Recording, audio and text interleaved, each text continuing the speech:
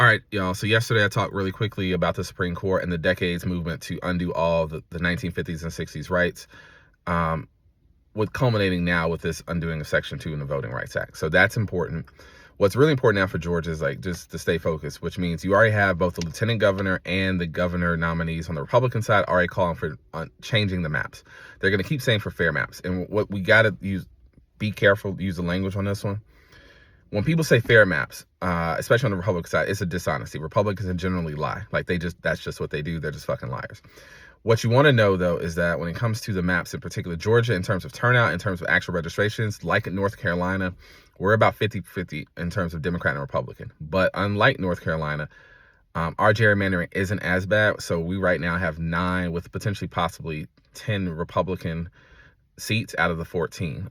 What I mean by that is like the way the maps are drawn, there's a couple of Democratic places that are relatively vulnerable in the state of Georgia. And so if the maps were to say the same, they could potentially lose, and that could go 10-4 Republicans. That doesn't mean that we actually have the Republican turnout is representation isn't proportional to the maps that are drawn. So now Republicans are asking the governor, Brian Kemp, who has to call legislative session anyway, because Republicans in the state house couldn't pass laws on how to figure out how to change voting ahead of this year. Because now we don't know after July 1, rather June 30th, what the standard is going to be when it comes to collecting and registering people voter ballots. Right now we have a QR system, and so there's a lot of Republicans who want to go back to a hand paper system, and then some people want to keep the current system of the QR code. The Republicans can figure this out. Again, they're not good at governing. They are good at culture wars and making you angry. And so this is one of those cases. So Brian Kemp has to call back a legislative session. So Republicans like Rick Jackson, who's running, Burt Jones, who's also a 2020 election denier. I don't know why that's not been covered enough.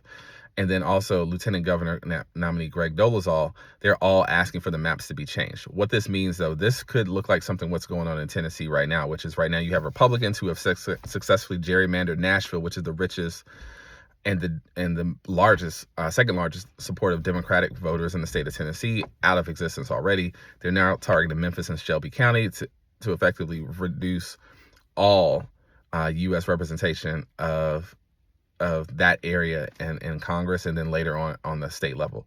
That could be something that happens in Georgia's future right now, because the Supreme Court said that is legal. And so you have people like Rick Jackson and others saying that we need to do this now and do it immediately. The problem is we're already voting in early voting. And so that's not going to happen right now just because of the things I mentioned before. But the real problem is, let's say if the Republicans right now, and they're still with the advantage to win, like this still, the reports are still for Republicans. If both, this is the 3 they have to win. The governorship, lieutenant governorship, and the Secretary of State, the Republicans are fine. They're already favored to win it unless something crazy happens, unless Democratic turnout is through the roof. But with the already gerrymandered majorities they have in the state house and the state senate, and also in the Supreme Court, they could go ahead and push a map that looks something like 14-0, but most people in the business are saying 11-3, which basically would put Metro Atlanta into 3 districts and then give the rest of the state to Republicans. And so that is a possibility. So we'll be like North Carolina in that case, where you have limited representation in the U.S. Congress, but also more importantly, that's like federal dollars. So those federal dollars won't be going to Georgia. And when they do, they'll do like most Republican things. They'll go to Republican big ticket items or corporations who want to do something else. So what that looks like for Georgia is, for the Democrats who are all running now, there hasn't been a real big call to action, because this happened yesterday, but there has to be a little bit more of a big call to action on how to get down ballot races, because right now most people are waking up to the fact that the governor is something that the governor's gubernatorial race for nominee rather is happening right now on the Democratic side. But the average person doesn't know that there's other things like Secretary of State, like Lieutenant Governor, like Insurance Commissioner, even like the Supreme Court Public Service Commissioner, which are all important. And the Democrats have all people running. And right now, the Democrats are being really outraised and outspent in terms of their get out the vote. So it's going to be tough, but the Democrats basically have to do the impossible, which is win every single race, from U.S. Senator John Ossoff to governor, all the way down. And this is just in case the maps aren't touched this year. But there is a higher probability that the maps could be touched if the Republicans feel as if it's not looking good for them in November, or if the call from Republicans and their donors and the people that put them in a position really get allowed to gerrymander the maps ahead of time.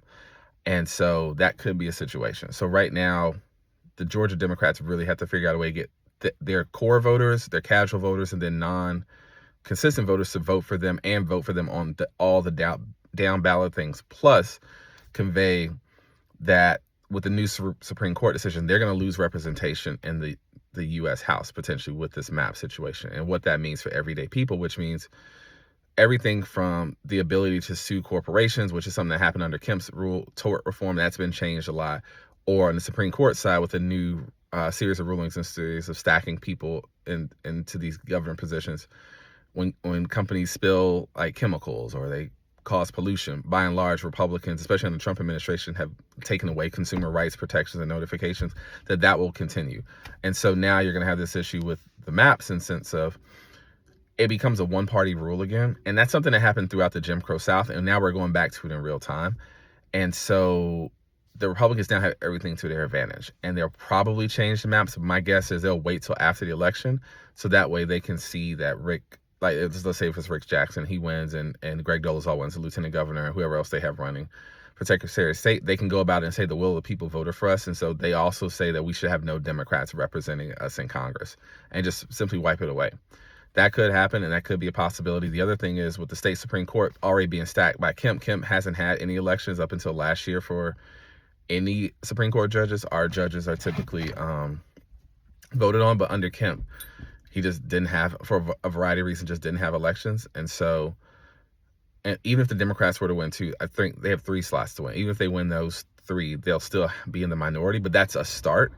And so now for the Democrats, it's about, you got to at least win all your races, but then also you got to convey to the everyday person what this means in terms of representation and how representation affects you and your quality of life. So we'll see how it goes. Anyway, that's all I got. That's me. There's Taco. I think Taco's asleep. I don't know where he's at. There he is. All right.